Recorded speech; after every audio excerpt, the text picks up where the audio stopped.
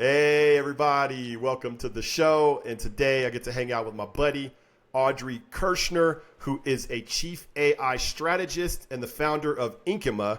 Welcome to the show. Thank you for having me, Johnny. As always, I love having any conversation with you about anything. This is Thank great. you. Yeah, that's delightful. And we've had good ones. So we actually have I've interviewed her in the past. And so if you want to learn a little bit more about her, I'll include that link in the profile because she has an amazing story. But today we're going to be a little bit more targeted in our discussion. But I still want you to get a little taste of the Audrey flavor. So Audrey, can you tell us an interesting fact about yourself? Um, a lot of people don't know or wouldn't think, but I am an avid Olympic lifter. So the snatch and the clean and jerk, those are my favorites, and I do them 3 times a week, every week. So the snatch and the clean and jerk. So I think I'm starting to do kettlebells now. I've heard of those as kettlebell terms. Are those actually um, It's a also competitive lifting category, but it's with a barbell. So the you'll do barbell? a Okay. snatch or a Yeah. clean with a kettlebell, Yeah. but with a barbell with weights on it, It's a that's an different story. Olympic event. Dang, crazy. And Summer Olympic. I watched it this year. I loved it so much. so when you say Olympics, do you mean like Olympic level training? Or like what are we talking? Are you actually trying to enter the Olympics? What's No, the I don't think I'm trying to go to the Olympics. I don't think they have my age class in the Olympics. But what the Association for Olympic Lifting is, they do have age categories. So I could compete with other people in my age group. Yeah. And yes, I am considering that. I gotta get my lifts back up, right? Yeah. The total weight count. But I think Yeah. I could do that by mid-year, close to end of the year, and start competing in my age class. All right. So a person could probably hear that you're an Olympic level weightlifter and think this lady's driven. She's got some That's my drive. hobby. That's that's what I do to relax. Yeah. Yeah. Just a wee bit driven. That's one of the things I appreciate about you, and just letting everybody know. This is one of the things I appreciate about Audrey is that you've got a lot of people that talk about things, and you got people that just get stuff done and do things. And Audrey's definitely in that disposition towards action space, which I think it's so important, especially in the area that we're talking about when it comes to AI. So last little bit of intro. Audrey works in her company, helping companies integrate AI into their organization for progress and growth.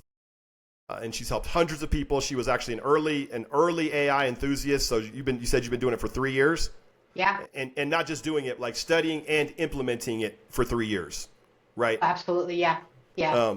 And you've helped hundreds of people over those 3 years have success with AI. What's your secret? My secret? Yeah, what's your secret sauce? Why are you effective helping people with AI? I think so, and I've had to do this a lot in my former career in corporate, is taking something technical and making it simple for non-technicals to understand, right? AI grew up in the world of software engineers training these models. And so there's like lot of technical and software terms like prompt engineering and blah, right? And Yeah, large language model. yeah, Um, it's really not all that, right? My secret sauce is that when I train and teach and implement, it's really a communications tool. yeah, Honestly, if you're a good or excellent communicator, this tool is going to do wonderful things for you. So I think yeah, that's it. yeah. All right. So and I summed it up, man. Last time we talked, like Audrey's a traction person. So some people give you clarity, some people give you vision, and not to say that you can't do those things, because Audrey can do those things. But traction is your wheelhouse, right? Like Olympic weightlifter, Oh, absolutely. you want to Absolutely. move the needle, Yes, and you're that's going the to get it perfect way to say it. down to the level of simplicity in which work can be done, and you're going to take it out of theory. You're always going to take it out of theory and into practice. Always. Absolutely. The goal Yeah. is to get from point A to point B with whatever we're trying to do, right?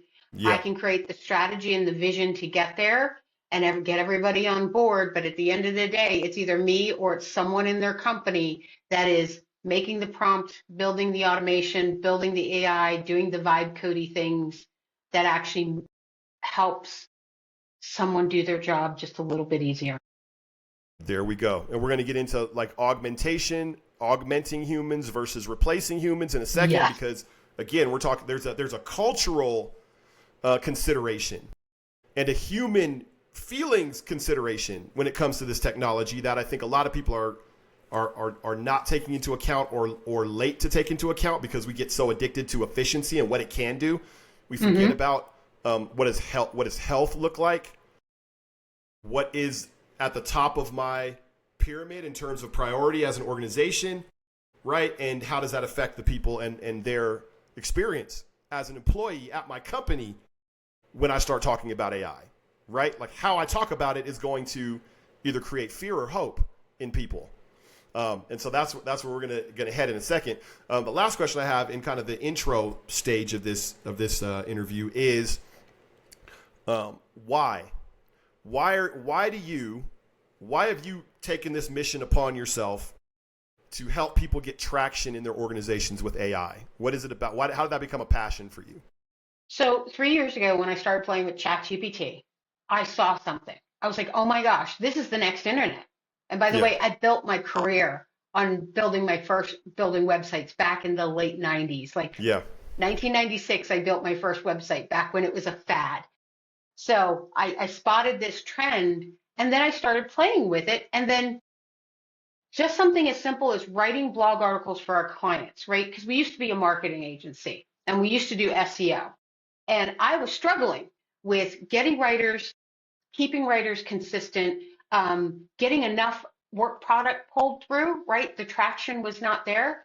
So I wrote a prompt, gave it to the writing team, and the writing got better, it got done faster, and it was more consistent because it eased their brain power. Yeah.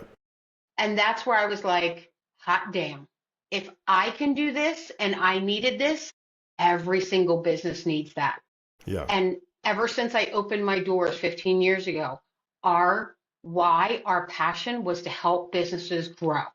And so this is just the next evolution. AI is that next evolution for me to help businesses, right? That is what I'm passionate about. When I have conversations with business, like I had this big win, I made this extra money, all this stuff started to grow, that's where I light up, right? Yeah. All of a sudden, and so I'm seeing AI be able to give that more, and not just in the part of the marketing, right? But in HR, finances, getting proposals out the door for sales, reviewing and approving work products so that the existing team person can spend more time on billable work and not admin work. Yeah.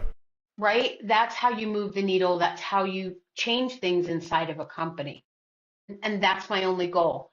And I'll do it with education. I'll tell you how to do it. I'll consult. I'll tell you what to do in your company, and I'll implement. I'll come in and literally do it for you. It's whatever the company needs. That's what me and my team here at Incoma, that's what we're here to do. All right. So I'm going to dig in on that for a second. My friend, shout out to Jeremiah Callahan, who kind of, I'm sure he didn't make up this framework, but I found it useful and I learned it from him, that there's three different ways to serve people. There's, and I'm speaking as if you were the client, right? If you're the client, it's done by you, right? Which means I give you the structure, but you do the work. Done with you, which is I give the structure and I come alongside you and we do it together. And there's done for you, which is I do the work for you, right? Like you don't need to know the plan because I've got the plan and I'm going to implement. Which of those realms do you most often spend your time in when you're engaged with a company? Is it right now? It's a little bit of after the awareness of here's what needs to be done, because honestly, that's the most important thing. Clarity. It's a bit of a mix. Yeah, they need clarity. Like what do I use AI for? But it's a lot of it is done for you because I have 3 years into this and some people have 6 months. And what I teach in some of my classes is, it's a crawl, walk, run methodology, meaning you don't just write a prompt and then all of a sudden going to deploy an agent in your business. You don't have the skills, right? The analogy for that is like as an Olympic lifter, I started lifting with a broomstick. That was 5 years ago. Mm-hmm. Now I have Olympic bars and plates and I PR every 3 months. But I'm Yeah. in the weight category of lifting hundreds of pounds. If Yeah. someone tries to go and lift that barbell with 100 pounds on it and have never done it, they're going to hurt themselves, Yeah. right? Yeah. Like Yeah. they wouldn't even get it off the ground. Yeah. It's progress over time. And so I guess that's where my lifting thought Yeah. methodology merges with my business. It's Yeah. like you got to train for this, Yeah. right? You can't just go from like zero to vibe coding, without anything in between, at least not Yeah. to do it well, where it's Yeah. a product in your company. Yeah. So when I do these interviews, my main goal, kind of my purpose, is I want people to actually see you. Like I want them to see the person, see what they're passionate about, see what their abilities are, right? And really to foster more collaboration in the world. That's what these interviews are for. And so, I'm going to circle a couple things that I hear from you. The first is drive, right? Like you've got an incredible drive, Olympic weightlifter, right? Like you always have. Like in our other interview, you talked about you always have had this drive to achieve, and so that's one of the things you're getting with Audrey. Traction is another word that comes up, like actual traction, not theoretical, out of theory, and it's the realm of practical. Growth.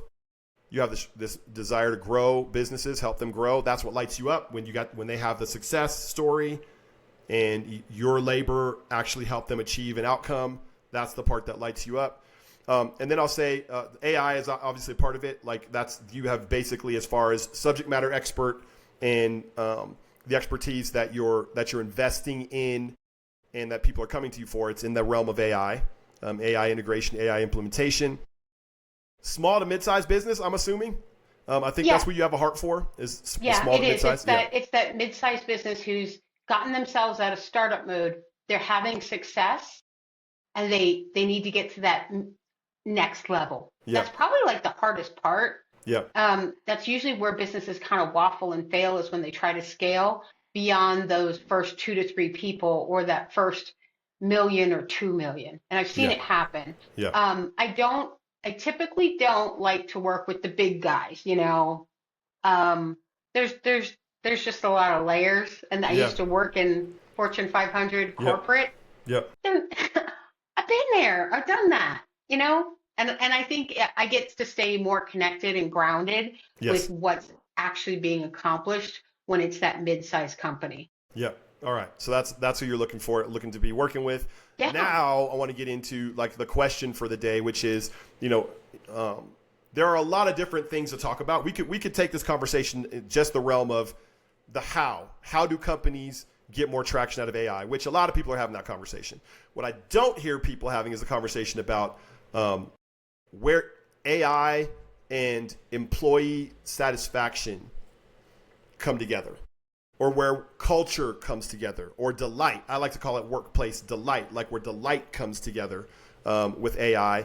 And the reason we're having this interview was because I met a brother at an event that I emceed in Colorado Springs, and I was kind of talking to the different tables. These were the best workplaces in Colorado Springs, and I was talking to the best, some amazing leaders in Colorado Springs whose teams love them.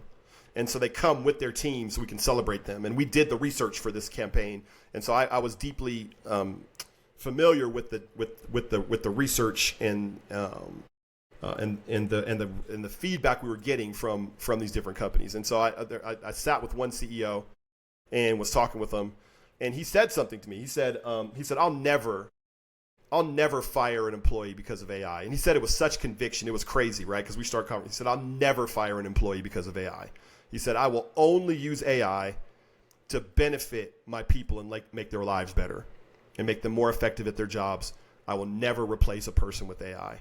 And I thought, that's the first time I'd ever heard anybody say that, period. It was the first time I'd ever heard anybody say that. And it was, and the conviction behind it, I had this respect because I was like, this brother's really thought about this.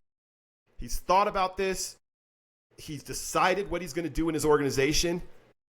He's the best workplace. He cares about culture. He cares. What's at the top of his pyramid isn't how can I get more done for less money. That's not what's at the top of his pyramid, right? There's something else at the top of his pyramid, which is how do I make my employee's life better? I care about that more than profit. And we I tend to think that when you aim there, profit comes as a result or a byproduct of that, right? But not only that, you get to have fun doing it and make people's lives better, which is just Yeah, better. it's better. It's Yeah, absolutely better. So you and I had this conversation yeah, off camera, yeah, and I was like, oh my gosh, that is exactly how I do this, yeah, right? It's about the people and not the technology. I started putting in my company tagline this year actually is people first AI solutions. Like that is my company's tagline now. And that's how I teach it. I talk to it. I won't even take on clients who don't at least want to have that mindset. Maybe they're waffling. They're like, oh, I can't hire more people, but I need stuff done. I love my existing team. That's okay. But when I talk to the people about, oh, I just want to completely fire the entire project management team and replace them with AI, I won't touch those companies, not with a 10-foot pole, because their mindset's in the wrong place. I fully believe that the only way that a company can implement artificial intelligence successfully is with the people first AI model.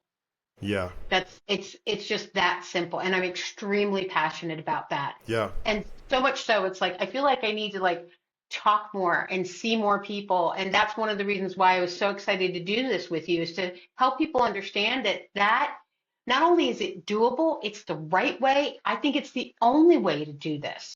Yeah.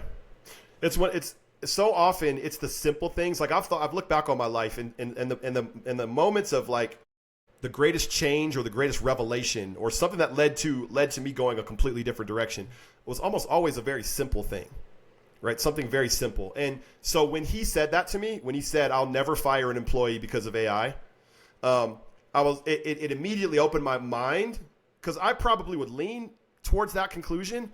But sometimes you need somebody to say something in a certain way for you to basically embrace and acknowledge that another way of thinking is possible, because most of our thinking about AI is around efficiency. When I hear Yes. people talking, you tell me what you think because you're out in the world, you're in this world all the time. How often are people talking about, culture and taking care of people, and how often are they talking, like, what are they mostly talking about when you're They're having a not using conversation? those words like culture and taking care of people, but what I get is like, I want to do this, but I don't want to get rid of like I want to still support my team. Like they have that yearning, and what I think keeps them up at night is how do they do that, right? They want to grow their business because here's the thing, is if you can't grow your business, you could go out of business. And Right, how does that support your team? They right. see a tool that could help that growth, help their team, but then how do they mix it together with the existing team in order to get that growth beyond, their 5 or 6 people? And Yeah, that's where I come in. And what you were talking about was your someone basically confirmed your conviction, yeah, right? yeah. Replacing people is not the way. Every time we saw those headlines, that gave me like an icky feeling Which before I headlines really are you the talking about? headlines of, oh, this company just fired their entire customer service department and put in AI agents, right? And then you don't see the headline, or you do, or at least I did. 3 months later, they had to completely take out the agents and put people back in place because it didn't work. Wow. Again, they had never lifted a barbell before, and they Yeah, were trying to lift 300 pounds. yeah, Yeah, yeah, they hurt themselves badly. yeah, yeah, yeah. That happens. It does. And or things like McKinsey and Deloitte, putting out these reports to countries, not even companies, countries that are riddled with errors because they didn't have the right mindset of how to use their people, right? AI is okay to help generate the strategy and the report, but fact check. Make sure that the report's not riddled with errors. I mean, those are the big ones that I've seen. But yeah, I think the thing I'm hearing in the marketplace is like, how do I bring these together, Yeah, right? The yeah, people, and so that I can continue to help my clients and help my employees. At the end of the day, any good entrepreneur worth their salt, like the yeah. people in the best workplaces, that is what they're trying to balance constantly. And I So I'm gonna think get AI can help. so I'm gonna get underneath what you said a little bit, because you said what you're hearing out in the world is I want to integrate EI, but I want to integrate AI, but I want to keep my people. And so where are they even getting the idea that those are contradicting realities, right? Like the idea, because I think some of it is the promise of AI, right? Hmm. The promise, like so much, like the tech bros and everybody kind of promised us AI is gonna, it's gonna be better than people. It's gonna Yeah, become people. It's gonna, right. all these things that it's gonna replace people. Just get ready for it, and it should replace people, because we worship efficiency. I think a lot of times that's what we hear. Like people Yeah, worship results and efficiency, and the most important thing is how much can you get done, and how cheap and in how little time, and that is the point. And when that's at the top of your pyramid, then of course you're going to cut departments, right? Of course you're going to get rid of as many people as you possibly can, because you're all about the bottom line. And so AI in the hands of that organization, with they're that at going the to cut top of their people. pyramid, Yeah, is going to be different than AI in the friends of the guy that I talked to that said, I'll never fire anybody because of AI, right? so, and I think that's part of the mindset shift, right? You talked Yeah. about being more efficient. I'm actually in the middle of reading a book. And one of the things that I listened to this morning was he said, in the world of business, you can only cut to zero. So when Mm-hmm. you think about cutting and reducing expenses, you can only go to zero. But if you stay growth and abundance focused, Uh-huh. there's no limit to how far, long, and great you can grow. So I think that's the first thing is Woo. not is AI, how can AI help me replace, reduce, be efficient? How can it help me grow? When you ask that question, you get a totally different set of answers. Wow. I love that. And that's one of those very simple Yeah, statements that right. could change a person's entire approach to AI and the way that they think Absolutely. about it. Absolutely. And that's where I try to start my on conversation with CEOs or whoever from the C-suite's bringing me in. It's like, what are your goals? And if they're like, we just want to, how about growth? Instead of reducing, how about growing? How would you like to grow? Let's figure out how you can grow. And then all of a sudden that changes the thought process. Well, if I'm going to grow, I need five more people. Well, maybe you don't need five more people. Give me your three best people. Let's augment them with artificial intelligence and see if they can do the work of eight Yeah. with their AI assistants. That's a very different conversation. That's a very different conversation. So then, how would you counsel a leader in a workplace? Because let's be real. Like if you have a bad culture, if there's a company that has a bad culture, and by a bad culture I mean a toxic culture, a culture Yeah, that dehumanizes people, right? That is really, let's say, a transactional culture. It's just all about, my job is to get you to do the most you can for me, and paying you the least that I can pay you to do that, which creates also transactional employees who are like, I'm going to try to do the least I can for you and get right. right. It creates this, and that is the Ugh, old dynamic. That is kind of how it it was is. set up from ages past. There's a lot of employers though that aren't living that way, and I think that's who we're talking to, right? Because if you have that culture, that transactional culture and kind of toxic culture, then you're going to implement AI in alignment with that culture, because that's who you are, right? Unless you were to change that, then that's what you're going to do. We're not talking to that person, right? No, no. We're I talking to think, leaders. Yeah, we're talking yeah, to leaders who actually have a good culture and maybe just don't know all their options. So how would you right. counsel that leader? I would counsel them to like start thinking about who's on their team, right? Their A players, even their B players. Honestly, I think what you need, how you evaluate employees, and I actually I teach this in my workshop. There are four things that a person needs in order to be successful with AI. One, critical thinking skills. Two, problem solving skills. Three, good to great communication skills. And the fourth is the most important because I don't know if it can be taught. And Johnny, maybe you and I can figure out a way to teach this, but it's the desire to add value, Mm, right? You can teach, and we can even build AIs to help critical thinking, problem solving, and communications. I don't know yeah. how to teach someone to have the desire to add value, but we Yes. know, right? You take that quiet quitter, the one that's transactional, versus the one that actually wants to add impact. You give the impact person, even if the other three are a little weaker, some AI, and if they're like what we would call a C player, right? Back in corporate, it was like you had your A's, your B's, your C's, and you get rid of the C's. Now I don't think you have to get rid of the C's as long as they have that desire to add value. Then I think you can take them and make them A players too. You get to take everybody and make them A's. And I think that appeals to the business owner that cares about their people and have their culture. Because I've done it. Who stayed up at night going, gosh, Mikey's such a great guy. He wants to help so much, but I don't know how to help him grow, or I can't get him to move beyond like being a C player. Like, how Yeah. do I do that?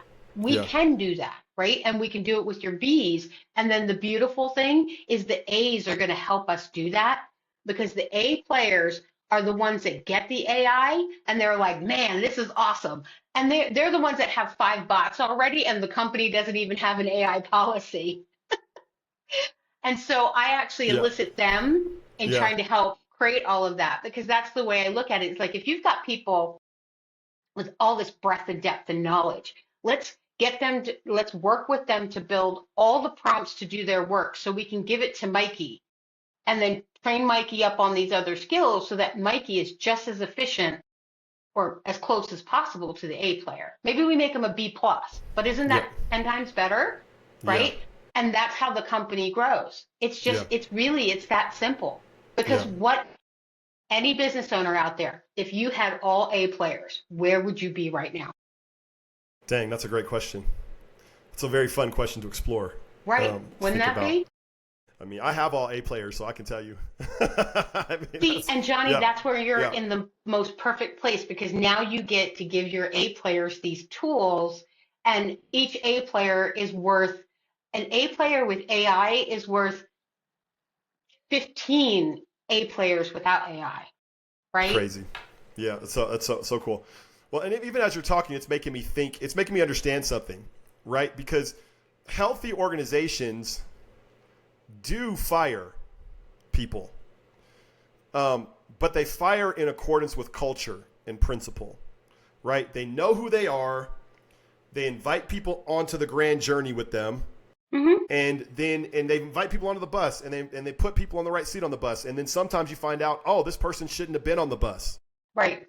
and For then it's whatever a reason. disservice to that person to keep them on the bus, right? If they shouldn't have been on the bus in the first place. And there's certain things that will always come. The best hiring person will always hire people onto the bus that maybe shouldn't have been there, right? Because we're not. Absolutely. We've all done it, Yeah, right? We've we're all not, we're hired not the A perfect. players and the D players, Yeah, right? right. I mean, I think people that think about this more make fewer mistakes, but everybody's going to make mistakes, right? So I'm sure that CEO that told me, hey, I'll never fire somebody because of AI was telling the truth. And I'm sure he does fire people, right? Absolutely. But not because of AI. It's But it's because they're yeah, not a they culture. lack the right skill sets to be part of the culture. And I think it's number 4 on my list, that desire to add value. Because Yeah. when you have a desire to add value and you see the company culture, you embrace it, right? It's like Yep. joining a new family. You're like, Yep. oh, we celebrate this way? Let's celebrate this way, right? Yep. Even Yeah. though it's a little different than what you used to do someplace else. Yes. So there's also that, right? A lot of like a high value in the workplace right now is going to have to be flexibility and willingness to change and ability to change, right? Like more and more, like because we live in a culture where things are changing so fast technologically, Right. there's so many changes that are happening, and so people either have to have or be willing to develop a more healthy relationship with change. Yes. Right. And that's before they even decide AI, yes or no, right? Because that when I hear people say, I'm never going to do this, I don't want AI, it can't help me, it's that inflexibility to change. My guess is that that is not the only topic they have that opinion about. It's not just Yeah. about artificial intelligence. And Yeah. that's that fear. If like I'm afraid to change, right? Yeah. I mean, and that's something that, gosh, from the beginning of time that HR and coaches have been available to us, that they've been dealing with that fear and that inflexibility. Yeah. So this is a revelation. I mean, I think I knew this, but again, I'm saying things that I haven't gotten to say before, right? Like the rules haven't really changed. If you want to be a great company, I mean, you go back to Good to Great. I love that book, Good to Great, and it talks about getting the right people on the right seats, and then he talks about even when you meet somebody that's like a good fit for the like you want them on the team, but you don't necessarily even know where to put them yet, but they've got that special sauce. You hire them anyway. If you can afford it, you hire them, right? Right. And then they'll find their place. If you hire the right kind of person, they'll find their place. They'll find, and it's that add value thing, right? Yep. Like somebody that's the desire to add value. To add value, you get that person on your bus, and your bus will go faster. And they will pick their seat, and they will own it. And they'll find their seat. Yep. So nothing. Like in the age of AI, that hasn't changed. Right? No. That hasn't changed. You still want to hire with discernment. Bring people into the culture that should be in the culture, that fit the culture, that fit the standard. But then also, and in that kind of environment, AI is just giving them more weapons to go out there and kill it. It 10x's each individual person, gives them back time and helps them. The biggest thing I'm concerned about with people right now, especially with economy and that kind of stuff, is burnout, right? Yeah. Even with your high producers, they can burn themselves out, right? Too much of a good thing. Mm-hmm. And I think there's a way, and I've been developing the conversation of how AI can help you eliminate your burnout, right? All right, there we go. So I was going to ask you, like, what are some practical ways that we can create joy in the workplace using AI? And you just hit on one of the ways. And one of the ways is, how do we reduce burnout? Yeah. Right. And it makes sense that, because what is burnout? Burnout is very simply, I'm doing too much. Right. Doing too much. I'm afraid that I'm not doing things right. I'm going to get judged. Yep. Right. Or I'm not doing enough. In case of your type A's, it's always, I'm not doing enough, or I'm not doing enough fast enough, and I'm going to get judged. Yeah. That's actually one of the topics I'm diving into very deeply now, is what creates burnout. Yeah. In those high achieving type of people. Yeah. Because if I know what it is, if I can figure it out, I can figure out how to solve it with AI. For me personally, it was always, am I doing the right things? Am I helping and serving enough? Am I doing it quicker? And how AI's helped me as a person is I've got an expert mentor to ask questions of, how do I do this? How do I do that? I did this. Is this the right thing to do? And it gives me different perspective, right? And I layer in my frameworks that I like to work within. Like you were saying, your friend's got that framework, right? Frameworks in AI, they're like peanut butter and jelly. Oh my God, it's amazing. Like if I'm trying to do critical thinking, like I found 8 different critical thinking frameworks. And when I want to critically think on something, I throw the framework in and I start asking my questions, and it answers them within the framework. Wow. And so I do that with all other types of strategies, so that at night I can be like, you know what? I really accomplished something today. It was in a timely manner, and I served my clients. And that's how I keep my burnout level low, so that if I want to work on Saturday and Sunday, I can, right? But if I don't, I'm not stressed about it. Yeah. That's pretty powerful. I think there's probably plenty of people that are watching this that would resonate with that. Let me ask you this question. Could you help, like let's say I'm a CEO and I'm worried about some of my A players. I'm worried about some of my A players burning themselves out because I see them working so hard. I know they love the company. I want to take good care of them. Would you be a person who could help me with that problem? Like basically, Audrey, I call Audrey. Hey, Audrey, this is my senior vice president of whatever. I'm worried about her. Can you do a consultation with her? and then help her understand how AI can keep her or create workflows for her in the areas where, because I'd add one more thing to burnout, doing things that drain you. Yes. Right. Oh my gosh. Like, I'm so glad you said that. That's like one of the biggest ones, and I left it out. Yes. Yeah. Absolutely. Yeah. Like I call it working in my kryptonite instead of my superpower. Right. Yes. Something that drains you. Absolutely. I can, but right. It kills but we me. shouldn't. Yeah. Yes. So to answer your question, yes. So much so that like when I go out to speaking events, that's actually one of my biggest workshops is, you know, using AI to prevent burnout in your people. It's not, AI is not going to replace them. It's going to save them is actually the name of the workshop, the seminar that I do. Yeah. And it's solely around, and it's geared towards CEOs and C-suites to like figure out how, because nothing would make me sadder is if someone who is such a great performer burns themselves out and literally has to leave because their mental health has degraded to the point where they can't work anymore, right? I won't go into details, but it's happened to me. Back when I was working in corporate, I did it to myself.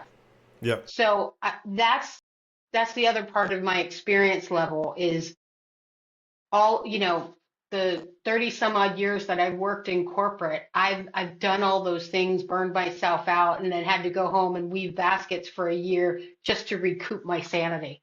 And I never want anybody to go through that. So that is another subject I'm passionate about. So yes, I can come in, sit with that VP, figure out what's going on. I don't know if I could help them with mindset changes, Johnny, that would be you. But I can look at everything they're doing and say, okay, we're going to build this, this, and this for you, and here's how you're going to use it. And because they're an A player, they're going to grab it up. Yes.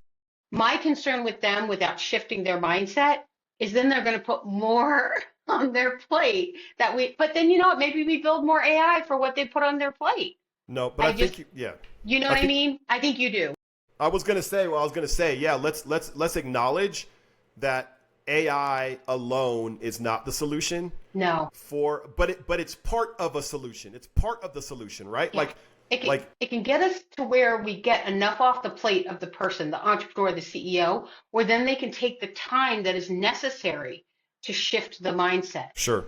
Without having to go on a year-long yoga retreat. Yeah. Right? Yeah. It could do a lot. It could do a lot to help a person because there is like a tangible quantity of hours that are being spent right now doing soul-sucking work that if those hours were removed would make their life better.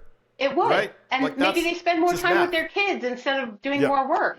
In fact, when I go in and do AI consulting, I usually target the needs of the C-suite first, especially if they're saying to me, like, I had to let an assistant go, or I don't have an assistant, or I'm working 80, 90 hours a week. My first question is, do you want to? And they're like, no, it's affecting my marriage. Then it's like, I look at their stuff and I prioritize something for them, because that's the other side of it is if you're on the verge of burnout as a CEO you can't help your people, right? You need to have the capacity to help your people. So when I go through and I prioritize all the things that you could do in a company, I usually wind up prioritizing the top things for the management leadership first, so that then they have the capacity to help everybody else. That's just bonus points. That's just a little special nugget. That's a little nugget from Audrey, which is so good, man. It's like right on, like that. Yeah, it's like a snack. It's not even the main meal. It's the snack. No, but that principle, right? Like healthy leaders will multiply that health into their organization. Unhealthy leaders will multiply unhealth and sickness into their organization, right? And so, yes, like start at the top. Yep, you start at the top and you work your way down. Yeah, and there's certainly a mindset component that goes along with that as well, which AI is not going to fix, right? The mindset that got you there in the first place, which is probably an unhealthy relationship with boundaries or a lack of clarity in terms of what is really required of you. Yeah, and the limits of your actual mortality. Which, right? Like a type A driven A performer is going to have a hard time with that. This is so good. I love that we're having this conversation. It's an important conversation. It is. Is there anything else that you would say as we're starting to wind down in terms of the benefits of having this different? Because you said there's this one relationship with AI that's a scarcity relationship, which is how can I use this to cut everything I can, right? And you said, but you can only go as far as zero, right? And then there's this abundance mindset with AI, which is what does it make possible for us? What could we be doing now with these A players that I have? Like, how could we? What are other ways that joy can be brought to an organization through AI in your experience? Are there any other that come to mind? I think the first ones that come into my mind where we're talking about how do we grow, right? It's what I've noticed is that with AI, there are things that I do that I wouldn't do before because of the price point I naturally have to bill at, right? Yeah. We can't, like, all of us would bill the maximum if we could get paid for it and do all of the things, right? But now we can still bill the same, but we can add more value into our existing offers. Whoa. Keep going. Keep going. Keep going. So like now for clients that I have that I write articles for, I'll tell you what, before AI, the articles were good. Now our articles are outstanding. We use Perplexity to find like 8 to 10 citations. We couldn't do that manually. We were like, okay, we'll give you 3. Now I can give you 8 to 10. When I create social posts and stuff like that, if we want an infographic, I can do 10 infographics for the price of one that I could do before. Same thing with video, right? Short form video, if I offered you 8 before, because that's all I could do while still trying to like make money and pay my people, now it's unlimited, literally, with the systems I have in place. And so I challenge and that's what makes people feel good. Like, so if you've got a company and they're talking to a client and they're like, I want this, this, this, this, and this. And you go back and you're like, oh, for our normal price point, we can do all of it. Let's tell him yes. And then that person's like, oh my gosh, that's such a great value. And then you've just created, that brings me joy. And I think for A players and other companies to be able to say yes to a client without breaking the bank, that's joy. Are y'all listening to this? Are y'all listening to what this lady's saying? Oh, I love it. Okay. So first of all, what I hear is The Go-Giver, the book, The Go-Giver by, I got to interview Bob Berg. So that one's got a very, very deep place in my heart. And I almost hear like a new book in the series, like The Go-Giver AI User. Do you know what I'm saying? Because they have the Go-Giver seller, they have the Go-Giver. I think they got one for marriage even, right? Like, and because the Go-Giver mindset is all about how do I add exponential value? How do I add value? And so the question that the Go-Giver would ask in regards to AI is, how could I use AI to create more value for my client? That is a beautiful question. Woo! That is such a beautiful question, Johnny. Right? It is. Any company that's really, really good, they figure out how to keep adding more value, like pack it in, stuff the potato sack into it, but it's never going to rip apart, I don't think. I think as AI gets better, the potato sack's going to get bigger and bigger, and we can keep throwing more value into it. 100%. Like, how many people are asking different versions of the question, right? Right. Like, how can I keep my price point the same, but, do less work? Yeah, right. That's exactly it. Right, with the same amount of people too, and then we can keep not only keep the A players, we can pay them more. Wouldn't that be wonderful? Like that guy in the company, he says, I won't replace anybody because of AI. Yeah. But I'll give them all raises because of AI. Yeah. Wouldn't that be amazing? Right? Oh, that'd be amazing. That's joy. Right? That's joy. It's about the questions you're asking, right? It's scarcity questions versus abundance questions, right? Scarcity questions sound like, how can I protect my neck?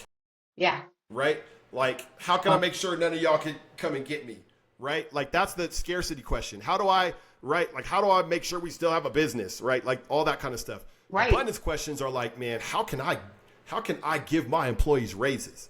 How can I give crazy, such ridiculous value to a client that they would never even think of leaving, right? Never. Like, Never. how can I use AI? They'll in go these interview contexts? other people and they'll be like, that's all I get for this? No, thank you. Yeah, yeah, right.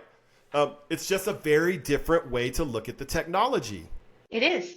It is. And that's the way I think. I think because of my mindset and how I work, I I was like you. This was all swirling, and then it took just hearing a couple of things to make it become conscious choice as Yeah, opposed to subconscious thought.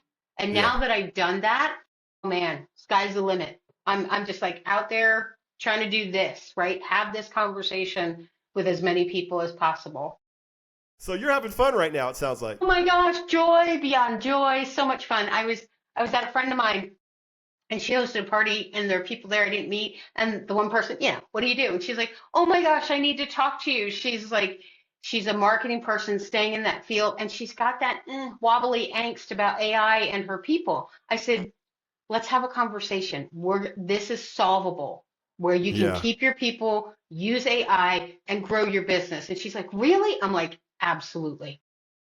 So we're going to have coffee, I think, in another couple weeks, which Of course I'm you are. happy about because I don't want anyone to have that stress. Not when I've solved the problem. I need to be able to get out there and tell as many people as I possibly can that Yeah. this is how it works. Yeah. You see this as a time of unlimited opportunity, don't you? Like there's I just do. a lot of opportunity. There's going to be people that are going to be like really scared, and I actually understand that. Like, Yeah. you know, there are downsides to this technology. There are serious downsides, and so it's not like, you know, unicorns and, you know, lollipops. Like it's not that. No, it's not that But simple. It's not that simple. You're right. right, but there is we get to choose in a lot of ways. Now talking more about mindset, we get to choose how we interact with the things that come into our environment and the realities that we're confronted with. And there's a fear tool set that makes you small, makes you smaller, makes you draw up, Yes. shrivel, get defensive. And there's a hope tool set that makes you big and open and, Right. you know, creative, right? And able to see and even act on opportunities. And which tool set is a better one to have in the current season that we're in? I think it's the hope tool set. It You is know, because the reality is that will AI eliminate jobs or categories of jobs? Yes, it can because you still have those people that want to get rid of people. So you could have a skill set, it's no longer needed in a company and they let you go. But then what are you going to do? Right? And we've seen it across other industries, the auto industry, yeah, yeah, ice carving back in the yeah, early when refrigeration came around. yeah, The question is how do you pick yourself up and one find that if you're an A player, you're going to land somewhere and you're going to be a rock star. So you just got to yeah, find where you're going to land. I think the thing people have to think about, especially because they're feeling uncertain, right? So this is the employee side. This is the worker side, not the business owner side. Develop those skills. Build your resume where you're an AI rock star, because that's the other side.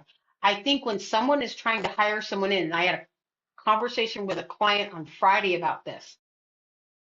They need to bring someone new in. We're implementing artificial intelligence. I said, we need to ask poignant questions about how they feel about artificial intelligence mm-hmm, and what their skill set is. Doesn't have to, right, obviously, not everybody's going to be me, but at right, least they're not afraid of it. They've used it and they like it. Because there are people out there that are refusing to use it. And those people you can't change either. Just like the leader with the bad mindset, you're going to have the employee with the bad mindset, and they can be a poison pill. They can in an existing company and current company. So if you want to be hireable, I think you have to have the 4 skills I talked about, and you really have to start showing how you've used AI in business. That's the key. yeah, That is yeah, the key. I did this. I did that. It's that whole, I implemented this with AI and these are the results we got. When someone sees that on a resume, they're going to snap you up. The right yeah, company is going to snap you up. yeah. So where do I start? Let's say I'm one of those people that's like, yeah, I've been on the fence because I was on the fence for a while with it. Yeah, You know, I like I'm, you remember. know, and you know, basically just psychologically, how am I going to posture myself towards the existence of this technology? right? And I've decided to have a hope mindset, right? Like that's what I've decided to, with a healthy understanding of the negatives, right? Like my kids don't use AI. That's the choice that we've made as parents. Now, will I train them at some? Do I train them around it to some degree? Do I prepare them? There's some things I'm doing to prepare them, but I want them to. I don't want to give them shortcuts yet. I don't want to give them shortcuts yet. I want them to have to struggle. Yeah. Right.